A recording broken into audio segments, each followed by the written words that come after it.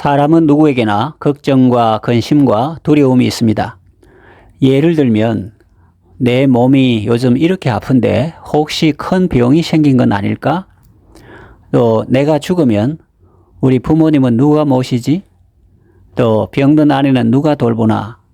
자녀들 결혼은 어떻게 시킬까? 노후를 초라하고 구차하게 보내지 않으려면 어떻게 해야 할까? 또 남한이 공산화되지 않을까?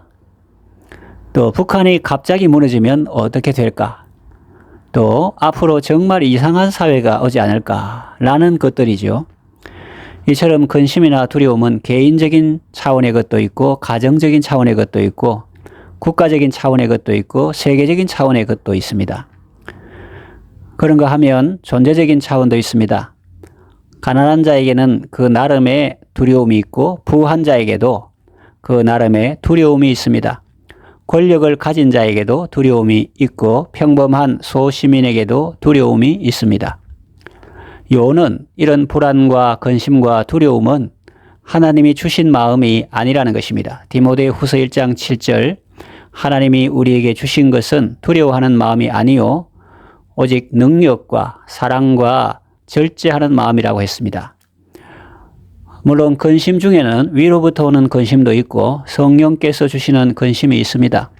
그리고 두려움에도 하나님을 두려워하는 마음은 좋은 것입니다. 그러나 지금 말씀드리는 것은 그런 긍정적인 것이 아니라 우리를 파괴하고 무너뜨리는 부정적인 염려와 근심과 걱정과 두려움에 대한 것입니다.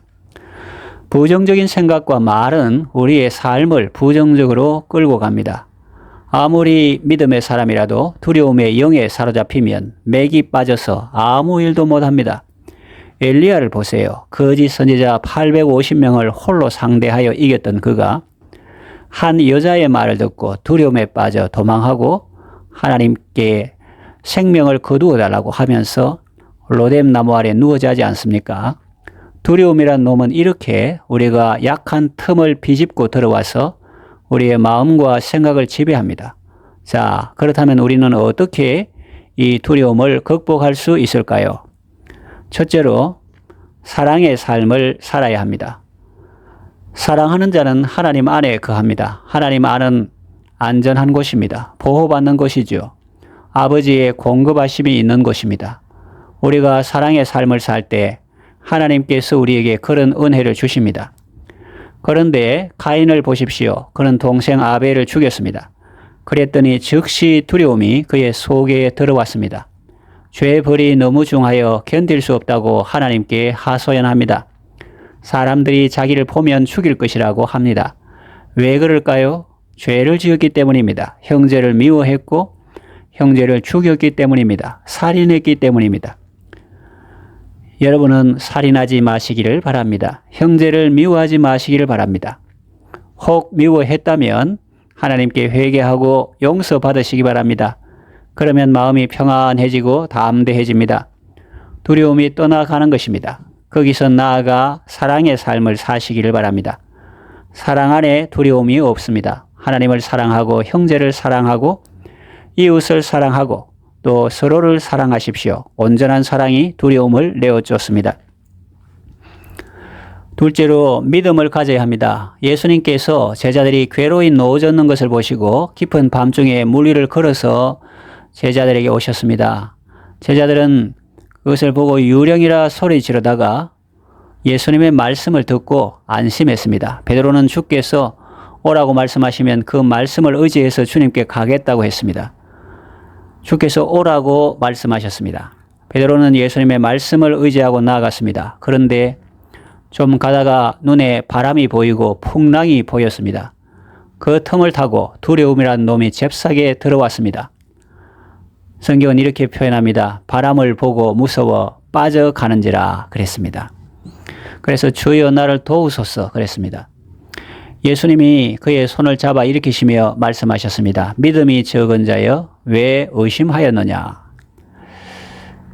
옛날 TV 프로 중에 동작 그만 이런 프로가 있었습니다. 거기 보니 옛날 군기란 놈과 감기란 놈이 살았는데 군기가 가득하니 감기가 못 들어오고 감기가 가득하니 군기가 못 들어오더라.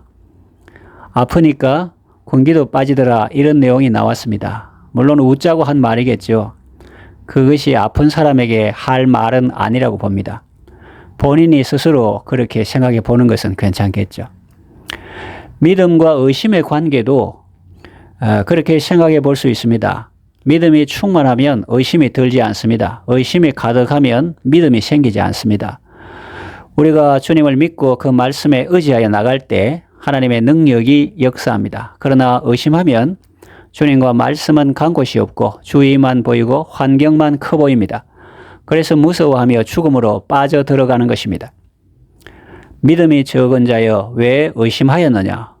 반대 말은 무엇일까요? 내 믿음이 크도다. 내 믿음대로 되라. 수로보니게 여인은 딸에게 흉악한 귀신이 들렸지만 큰 믿음으로 절망의 거인과 두려움에서 벗어났고 주님께 소원을 아뢰므로 문제 해결을 받았을 뿐만 아니라 주님께 칭찬까지 받았습니다. 여러분도 믿음으로 두려움을 극복하시고 주님의 은혜를 꼭 받으시기 바랍니다. 셋째로 소망을 가져야 합니다.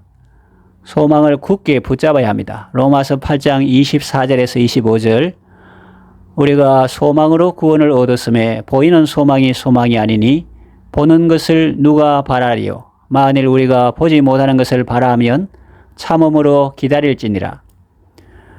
사랑과 믿음과 소망은 서로 의미도 다르고 표현도 다르지만 서로 깊은 연관이 있습니다. 사랑은 오래 참고 견디고 기다리는 것입니다. 그것은 믿음이 있기 때문에 가능한 것입니다.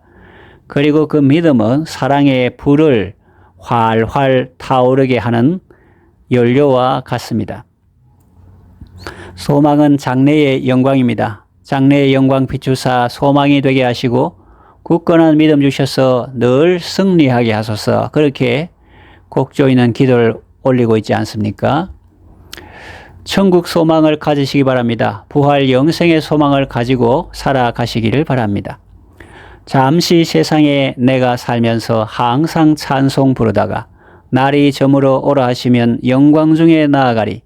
열린 천국문 내가 들어가 세상 짐을 내려놓고 빛난 면류관 받아 쓰고서 주와 함께 다스리리.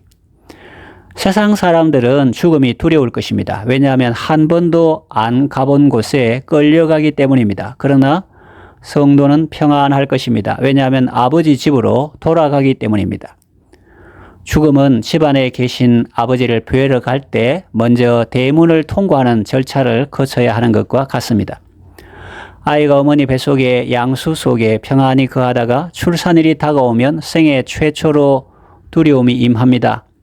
좁은 산도를 통과해야 하기 때문입니다. 그러나 잠시 후면 아이는 어머니 뱃속보다 더 밝은 세상으로 나올 것이고 사람들의 웃음과 환영과 축복 속에 세상을 살아갈 것입니다. 특별한 경우에는 야베스처럼 모친이 매우 수고로이 나올 수도 있습니다. 그러나 믿음의 세계에서는 그것조차 오히려 큰 복을 받을 수 있는 배경이 되는 것입니다. 어머니 뱃속에 있던 아이가 바깥 세상으로 나온 것처럼 우리 앞에는 다시 새로운 세상이 기다리고 있습니다.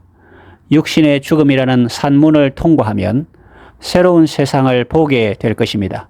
낙원을 볼 것이고 장차 천국에 들어갈 것입니다. 놀라우신 주의 은혜로 주의 낯을 보게 되는 것입니다. 영화로운 안식처에서 주와 함께 쉬게 될 것입니다. 이런 소망을 굳게 붙들어야 합니다. 요셉을 만나기 전 야곱은 얼마나 마음고생이 많았을까요? 그의 인생에 고비가 많았지만 어쩌면 생애 최대의 고비가 아니었을까 생각합니다. 라헬은 죽었죠. 아들 중에 하나는 죽었죠. 물론 자기 생각이고 사실은 살아있지만 말입니다.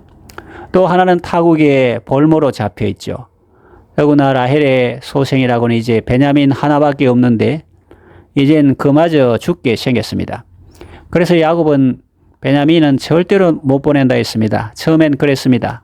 그러나 기근이 계속됩니다. 아들들이 굶주리다 못해 그래도 애굽에 가야겠다고 합니다. 그래서 마지못해 보냅니다. 일이 어떻게 될지 한치 앞을 알 수 없습니다. 얼마나 답답하고 얼마나 막막했을까요? 인생에 낙이 없었을 것입니다. 소망이 없을 때 사람은 그렇게 되는 것입니다. 그런데 이게 웬일입니까? 아들들이 돌아왔습니다. 기쁜 소식을 가져왔습니다. 도저히 믿기지 않는 놀라운 소식이었습니다. 아들들이 말했습니다. 아버지, 안 믿기시죠? 저희들도 그랬어요. 그런데 사실입니다. 안 믿기거든 마당에 나가서 보십시오. 그래서 야곱은 마당에 나가 보았습니다. 거기에는 애굽의 수레가 있었습니다. 가나안에서 볼 수 있는 산악형 수레가 아니라 애굽에서 사용하는 평지형 수레였습니다. 그리고 거기엔 요셉이 준 선물도 가득 실려 있었습니다. 성경은 이렇게 기록합니다. 야곱이 그 아들들의 말을 듣고 어리둥절하더니 기색하더니 기가 막혀 하더니 그런 표현을 씁니다. 그 수레를 보고 야곱은 기운이 소생했습니다. 여러분, 사람들은 다 예수님이 죽었다고 생각했습니다. 그러나 예수님은 부활하사 승천하시고 성령을 보내셨습니다. 그리고 영광 중에 다시 오실 것입니다. 야곱은 요셉을 볼 소망으로 기운이 소생하였습니다. 여러분은 예수님을 볼 소망으로 기쁨과 기대 가운데 살아가시기 바랍니다. 요한 1서 3장 2절에서 3절 사랑하는 자들아 우리가 지금은 하나님의 자녀라 장래에 어떻게 될지는 아직 나타나지 아니하였으나 그가 나타나시면 우리가 그와 같을 줄을 아는 것은 그의 참모습 그대로 볼 것이기 때문이니 주를 향하여 이 소망을 가진 자마다 그의 깨끗하심과 같이 자기를 깨끗하게 하느니라 했습니다. 또 찬송 가사에 이 세상을 일찍 떠난 사랑하는 성도들 내가 올 줄 고대하고 있겠네. 저희들과 한 소리로 찬송 부르기 전에 먼저 사랑하는 주를 배우리. 나의 주를 내가 그의 곁에 서서 배우며 나의 주를 손에 못자국을 보아 알겠네. 그렇게 우리가 찬송을 부르죠. 야곱과 요셉이 피차 목을 어긋맞겨 한참을 울었던 것처럼 우리도 기쁨과 감격과 감사의 눈물을 흘리게 될 것입니다. 천국 소망으로 두려움을 극복하시고 애굽이든 미국이든 어떤 새로운 세계든 감사와 기쁨과 담대함으로 나아가시기를 바랍니다. 이제 말씀을 정리하며 맺으려고 합니다. 두려움은 내가 오늘부터 안 두려워해야 하겠다 그렇게 결심한다고 해서 당장 물러가는 것이 아닙니다. 두려움을 도망가게 하는 비결이 있습니다. 무엇이 두려움을 도망가게 합니까? 하나님의 사랑입니다. 또 우리의 믿음입니다. 그리고 소망입니다. 사랑 안에 두려움이 없고 온전한 사랑이 두려움을 내어 쫓습니다. 그리고 하나님을 믿을 때 두려움이 사라집니다. 문제들은 우리를 압도하지만 하나님은 그 문제들을 압도하십니다. 그리고 소망이 우리를 지탱해 줍니다. 기운이 소생하게 합니다. 염려와 걱정과 근심과 두려움의 영이 아닌 사랑과 기쁨과 생명의 영이신 성령으로 충만하시고 아름답고 복된 삶을 살아가시기를 바랍니다.